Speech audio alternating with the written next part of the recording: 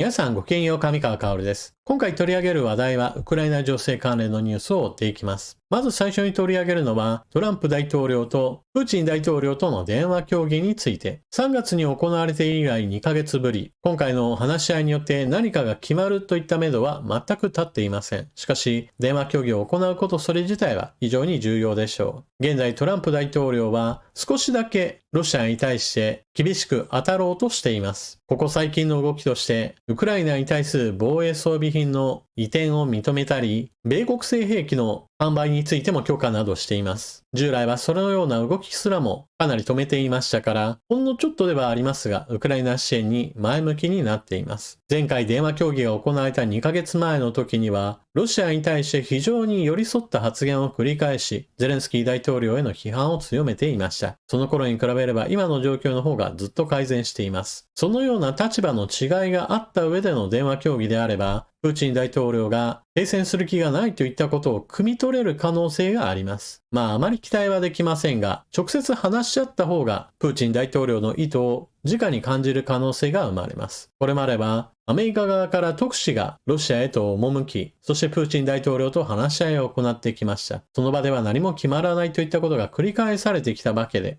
少しでも電話協議が何かの節目になってほしいものです。なお、プーチン大統領は特に停戦に向けての動きをしていません。ロシア軍の今年の目標は、ウクライナの東部南部4つの州において、その全域を侵略し制圧せよというような命令が出ているようです。次に、アメリカのトランプ大統領がウクライナ支援に少し前向きになっているというその事例、オーストラリア提供の戦車エイブラムス、第1陣はすでにウクライナへ発送済み、オーストラリア政府がウクライナに供与を約束していた戦車 M1A1 エイブラムス49両のうち一部はすでにウクライナに向けて発送されているという報道では、ゼレンスキー大統領は中古の M1A1 戦車が輸送されることを確認した後、イタリア・ローマでの会談でアルバニージーオーストラリア首相に感謝の意を表したと書かれている。オーストラリアの ABC 放送は49両のうち最初の戦車の貨物船に積み込む作業が最近始まったことを確認した。政府は現在、戦車の場所やヨーロッパへの到着予定日については安全保障上の理由で明らかにしていない。また、ABC はオーストラリアはアメリカ製の戦車の第三国への輸出のためにアメリカの承認を待たねばならなかったことを打ち上げている。今回の M1 エイブラムス戦車のウクライナへの供与は2024年10月、オーストラリア政府が発表した軍事支援パッケージの一環です。この時、ウクライナに対して戦車エイブラムスを数十両発送すると発表していました。しかし、その後オーストラリアによるウクライナへの戦車の引き渡しはアメリカが許可を渋っていることにより停滞していると報じられていました。2024年10月に発表された軍事支援。その時はバイデン政権でしたからアメリカ製の兵器をウクライナに供与することに許可が下りやすい状況でした。しかし、引き渡すための準備を進めていく段階において、トランプ政権へと交代。トランプ政権はウクライナに対する軍事支援にストップをかけました。それに伴って、アメリカ以外の国が持っているアメリカ製の兵器、これらの兵器をウクライナに供与する際に、アメリカの許可がなければ物事が進まなくなってしまいます。それがオーストラリアで起こっていたのです。今回ようやくオーストラリアからウクライナへ M1 エイブラムス戦車が送られることが実現しているわけで、トランプ政権が少しウクライナ支援に前向きになった証拠だと言えるでしょう。ただ、バイデン政権の時ならさっさと物事が決まったものが、今は非常に滞っているという問題は残念な限りです。一方、ロシアはヨーロッパの切り崩しといったものを進めてきました。特に東ヨーロッパにおいては、旧ソ連の影響も強く、民主的な報道といったものが育っていない地域がまだまだあります。それらの地域は、フェイクニュースが拡散しやすい状況であり、ロシア側の情報工作も成果を上げていると言われています。ウクライナの隣国ルーマニアにおいて大統領選挙が行われました。ロシアによる情報工作がかなり行われたと見られているこの選挙では、親ロシア派の候補者が勝利しかねないといった状況が生まれていました。朝日新聞の記事より、やり直しルーマニア大統領選、ウクライナ支援賛成派が極右に逆転勝利、東欧のルーマニアでロシアの干渉疑惑でやり直しになった大統領選の決選投票があり、親 EU 派で中道の首都ブカレスト市長が会議派の極右候補を破って初当選を決めた。ヨーロッパで右派勢力の伸長が続く中、ウクライナ支援の路線継続が示された形だ。記事の中では右派勢力という風な表現が行われていますが、実際に問題となっているのは親ロシア派の勢力です。選挙管理当局によると、第1回投票で2位だった親 EU 派の男子は世論調査での劣勢を覆し、53.6% を得票。中道や左派票を取り込み、自国第一を訴える極右野党ルーマニア人統一同盟党首のジョージ・シミヨン氏に逆転勝利した。男子は支持者らに政治的な選択に関係なく、共にルーマニアを築かねばならないと述べ、分断が広がる国内の融和や行政改革に努めると宣言した。EU と NATO 双方の加盟国であるルーマニアは、ロシアの侵攻を受ける隣国ウクライナに対し、避難民の受け入れをはじめ、地対空ミサイルシステムパトリオットの供与や、ウクライナ軍パイロットのための訓練施設の提供、穀物の輸出協力など幅広い支援を行ってきた。ヨーロッパ各国におけるロシア側の情報工作は様々な局面で行われています。特に集中的に力を入れているのが、それぞれの国における自国第一主義の人たちに寄り添うことです。どこの国においても、まずは自分の国を大事にしましょうという意見は一定の勢力を持ちます。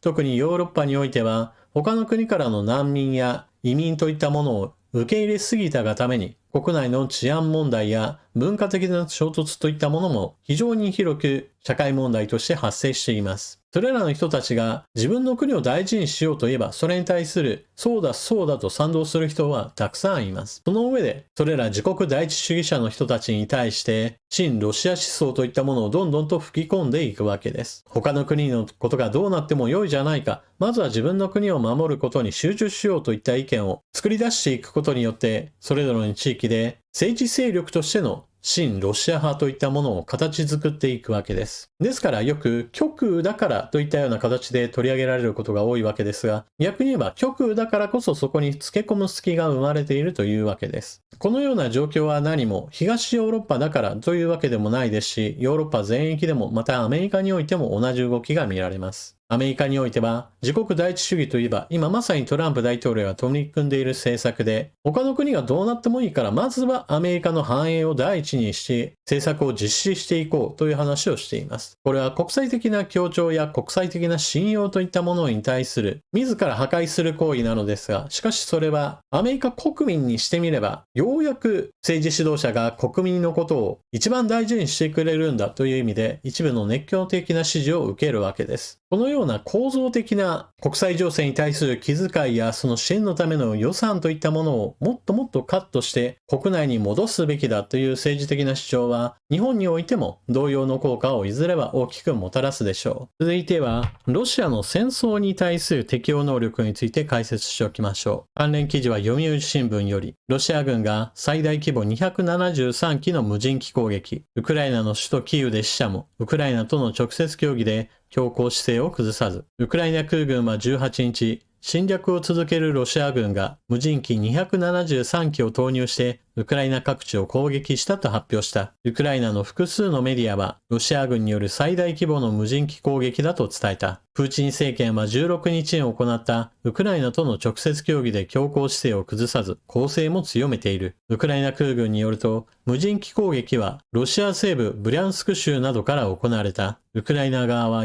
約3割を撃墜したが、キーウ、ドニプロペトロウシク、ドネツク各州で被害が出たという。キーウ州当局は女性1人が死亡し、子供を含む3人が負傷したと発表した。ロシア軍によるウクライナ侵略からは様々な学ぶべきポイントがあります。今回のロシア軍による無人機の攻撃、過去最大規模という話についても見ておくべきポイントがあります。まず第一に、ロシア軍がこうした無人機攻撃を繰り返しているのは、そもそもウクライナ領内に空軍機が入って爆撃をすることができないといった事情があります。第二次世界大戦であれば、相手国の防空網を突破して爆撃機が爆弾をバラバラバラっと撒いていくといった光景が日本では発生しました。現在のロシア軍によるウクライナ侵略ではそうした場面は発生していません。というのも、ウクライナ軍側に十分な対空ミサイルが用意されており、戦闘機がやすやすと入ってくるような状況ではないからです。ですから、ある程度撃ち落とされることを前提として、無人機が大量に用いられているというわけです。ただし、こうした無人機攻撃も当然のように対抗技術や対抗する戦術が生まれます。そして、迎撃率が上がると、今度はロシア軍側も技術的な開発や戦術の変更といったものを行って対抗していきます。この流れを日本は見ておかなければなりません。例えば、ロシア軍はもともとはイラン製の大型ドローンシャヘドを使っていました。しかし、イランは工業製品を大量に生産するような能力はありませんから、ロシアはライセンス生産する形で自国領内に工場を設置、そして生産能力の増強に努めています。しかし、ロシアであっても無尽蔵にお金があり続けるわけではありませんから、攻撃に用いる大型ドローンも本命の攻撃機とおとりを使い分けるといったことも行っています。当然のようにおとりの機体についてはより手抜きをして作りますからお金をかけることもなく、それでいてウクライナ軍の迎撃を引きつけることができれば任務は成功です。一方でエンジンを乾燥した本命の攻撃機はより高い高度で飛ぶことができたり、より多くの爆薬を搭載したり、より速い速度を実現したりもしています。ロシア軍がこうしたおとりと本命の機体を使い分けることによって生産量全体を増やし、攻撃を繰り返すようになっているといったことは見逃してはならないでしょう。また延々と攻撃してくるロシア軍に対してウクライナ軍が迎撃している時の問題は何といってもコスト問題です。例えば大型ドローンシャヘドは飛行機などに比べれば速度は遅いですし、ステルス性能もありませんからレーダーに引っかかることもあり、決して迎撃が非常に困難なものというわけではありません。しかし問題なのはその数やその攻撃の頻度が高く、迎撃する手段として最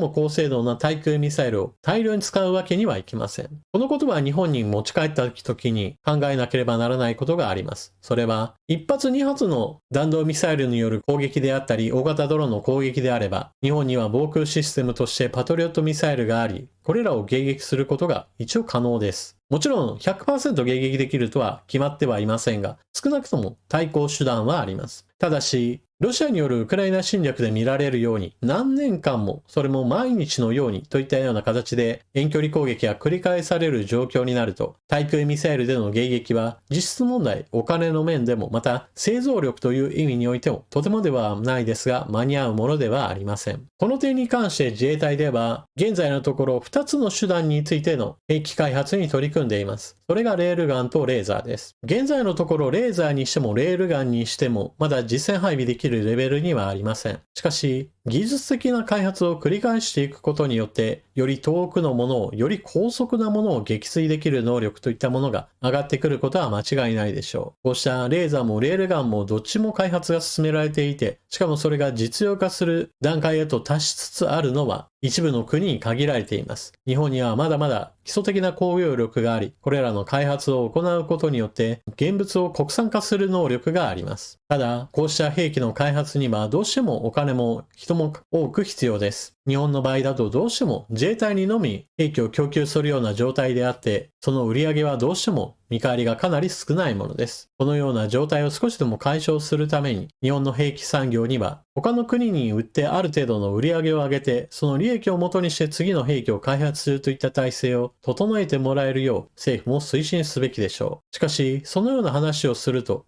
どこの国にでもむやみやたらに売ってはならないという批判が出ます。この点に関しては今のウクライナ情勢から考えれば、ヨーロッパ各国はかなりの量の軍事物資を求めています。日本にはある程度の兵器の生産能力があります。例えば対空ミサイルパトリオットのミサイルについてもライセンス生産することができますし、砲弾についても生産することができます。大型の兵器で日本から購入してくれる国はないでしょうが、そうした弾薬類などであれば無償供与ではなくて販売といった形で日本も貢献することができます。防衛費をどんどんと増額していくことはどうしても今の財政状況から言えば苦しいものとなります。だからこそ他の国からの注文を受け付けて製造販売することによって利益を得て、その利益をもとにして日本の兵器開発を進めていくといった考え方は今の時代にとっては必要だと私は思います。というわけで今回の動画はここまで。最後までご視聴いただきありがとうございました。チャンネル登録していない方はぜひともこの機会にチャンネル登録よろしくお願いします。戦争の長期化に伴ってウクライナ自身がその戦争に適応し、ヨーロッパもまた目覚めようとしています。あとは国際情勢の悪化に日本が果たして適応できるかどうかが今問われているところです。それでは次の動画でまたお目にかかりましょ